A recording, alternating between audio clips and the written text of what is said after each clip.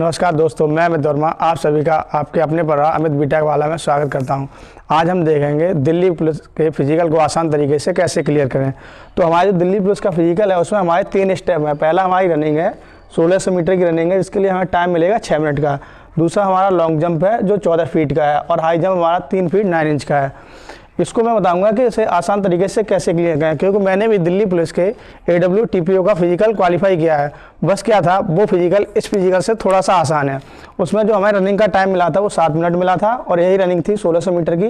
जो हमारी long jump थी वो 12.5 फीट की थी, और जो हाई जंप थी वो 3 फीट 6 इंच की थी, यानी 3.5 फीट की थी। तो हम बात करेंगे रनिंग की, यानी 1600 मीटर की रनिंग हम 6 मिनट में कैसे क्वालिफाई करें। तो हमारा क्या होगा, हमारा जो ग्राउंड होगा वो 400 मीटर का होगा। ये तो सभी लोगों को क्लियर होगा। जो हमारा ग्राउंड होगा वो कितने का होगा, 400 मीटर का होगा, यानी एक राउंड उसका 400 मीटर का होगा। और हमें राउंड लगाने पड़ेंगे 4, और 4 राउंड के लिए हमें मिनट मिले हैं 6 मिनट। तो हमारा जो फर्स्ट राउंड है वो हर हाल में 1 मिनट 25 सेकंड में कंप्लीट होना चाहिए, क्योंकि हमारे पास फर्स्ट राउंड में एनर्जी सफिशिएंट होती है। तो हमारा जो पहला राउंड है वो 1 मिनट 25 सेकंड में कंप्लीट होना चाहिए। उसी प्रकार से जो दूसरा राउंड है उसके लिए हमें 1 मिनट 30 सेकंड चाहिए। और जो तीसरा राउंड है, क्योंकि हमने देखा है मोस्टली जो स्टूडेंट होते हैं, जितने भी फिजिकल वाले स्टूडेंट होते हैं, उनको जो थकान होती है वो तीसरे राउंड में होती है। तो हमारे तीसरे राउंड के लिए हमें जो टाइम है वो 1 मिनट 35 सेकंड का है, यानी जो सबसे ज़्यादा हमें टाइम देना है वो तीसरे राउंड में देना है। और फिर हमारे पास बचेगा फाइनल राउंड, यानी कि फोर्थ राउंड में हमारे पास जो टाइम होगा वो होगा 1 मिनट 30 सेकंड, यानी 90 सेकंड का। तो बहुत से बच्चे से 1 मिनट 30 सेकंड में ही कंप्लीट करेंगे, कुछ 1 मिनट 20 सेकंड में ही कंप्लीट करेंगे। यानी कि हमें, अगर हम इस सीक्वेंस में चलते हैं तो हम आसान तरीके से 6 मिनट में 1600 मीटर की रनिंग को कंप्लीट कर पाएंगे। और यही सीक्वेंस मैंने भी फॉलो किया था, क्योंकि हम देखते हैं कि जब हमारी रनिंग स्टार्ट होती है तो हमारे पास एनर्जी काफ़ी होती है। तो जो पहला राउंड हमारा वो सबसे कम टाइम में कंप्लीट होना चाहिए। उसके बाद क्या, दूसरा राउंड हमारा स्टार्ट होगा, उसके लिए थोड़ा ज़्यादा समय, और सबसे ज़्यादा थकान हमारी थर्ड राउंड पर होती है। तो हमें उसके लिए 1 मिनट 35 सेकंड का समय मिला है। और आसान तरीके हम जो अपनी पूरी एनर्जी है वो 4th राउंड में लगाएंगे। जो 4th राउंड है उसमें हम अपनी पूरी एनर्जी को लगाएंगे और 6 मिनट में इस दौड़ को कंप्लीट करेंगे। अब हम बात करेंगे लॉन्ग जंप की। इसमें क्या होता है, इसमें बहुत सारे बच्चे फाउल करते हैं। मैं आपको बताऊंगा वो फाउल कैसे होता है। और फिर बात करेंगे हाई जंप की। हाई जंप को आसान तरीके से कैसे क्वालिफाई करें। इसमें क्या होता है, जब मैं दिल्ली पुलिस का फिजिकल देने गया था तो जो हमारा लॉन्ग जंप है इसमें क्या होता है, एक हमारे पास यहाँ पर एक वाइट कलर की पट्टी होती है, और यहाँ से तो 14 फीट पर हमारी एक लाइन होगी। या तो यहाँ पर वाइट कलर की लाइन होगी, या तो यहाँ पर रस्सी पड़ी होगी। मेरे टाइम पे यहाँ पर वाइट कलर की लाइन थी, तो हमें इस पट्टी से इस लाइन को पार करना होता, जो हमारी कहाँ पर होगी, 14 फीट पे होगी, हमारी 12 फीट पर थी। तो क्या होता है, बहुत से बच्चे जब इधर से रनिंग करके आते तो इस पट्टी पर ध्यान देते हैं। अगर वो इस पट्टी पर ध्यान देंगे तो वो फाउल होने के मैक्सिमम चांस हैं। क्योंकि अगर वो पट्टी पर ध्यान देंगे तो क्या होते हैं, यहाँ पर जब वो होते हैं, यानी मान लो कोई स्टूडेंट हमारा इधर से रनिंग करके आ रहा है, जब वो यहाँ पर होता है तो जब इसको ध्यान देता है तो वो अपने पैर काउंट करने लगता है, यानी कि स्टेप काउंट करता है। और स्टेप काउंट करने के चक्कर में वो अपने पैर को फाउल कर देता है, या तो उसका पैर बहुत आगे गिरता है जाके, या फिर पीछे ही रह जाता है। तो हमको इस लाइन पर कभी भी ध्यान नहीं देना है। ये जो वाइट कलर की पट्टी है इस पर कभी ध्यान नहीं देना। हमको जो ध्यान देना है वो फाइनल लाइन पर देना है। जब हम रनिंग करके आए तो हमारा टारगेट इस लाइन पर होना चाहिए, तो हम बहुत ही आसान तरीके से 14 फीट की जंप लगा पाएंगे।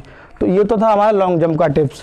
लॉन्ग जंप हमको कैसे क्लियर करनी है, जो हमारी वाइट कलर की पट्टी है इस पर हमें बिल्कुल ध्यान नहीं देना है, हमें ध्यान देना है फाइनल पर जो हमारी लाइन है।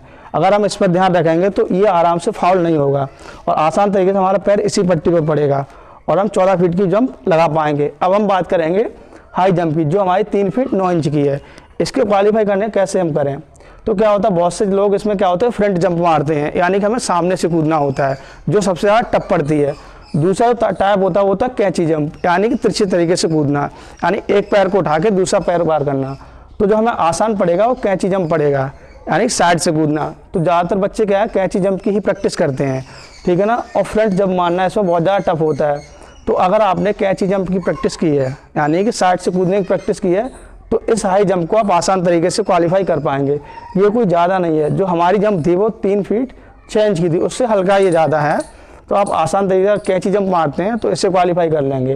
तो इसके लिए हमारी क्या होगी, पहली आपको हमेशा कैंची जंप प्रेफर करनी है। क्योंकि फ्रंट पे जब मारते हैं तो काफ़ी ज़्यादा दिक्कत होती है। और इसमें हमने क्या बोला, इसमें आपको हमेशा ध्यान रखना, फाउल कभी नहीं करना है।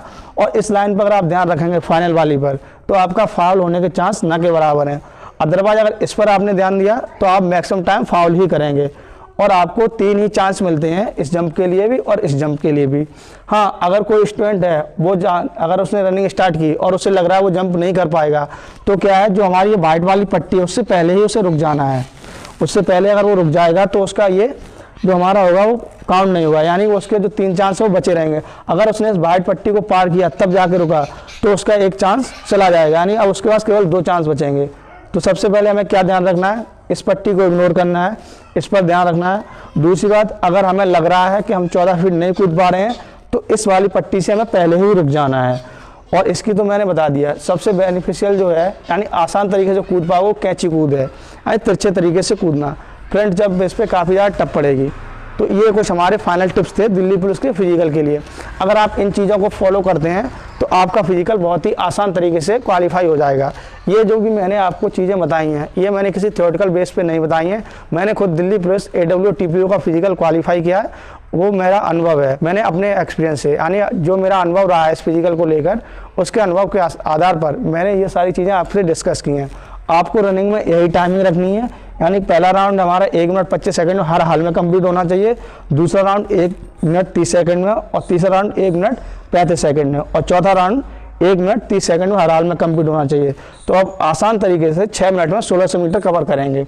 इसका मैंने आपको बता ही दिया, कभी फाउल नहीं करना है, इस लाइन पर ध्यान नहीं देना, आपको इसी लाइन पर फोकस करना है, तो आप आसान तरीके से 14 फीट को क्रॉस कर पाएंगे। अगर आपने इस पर ध्यान रखा तो आपके फाउल होने के चांस काफ़ी ज़्यादा हैं।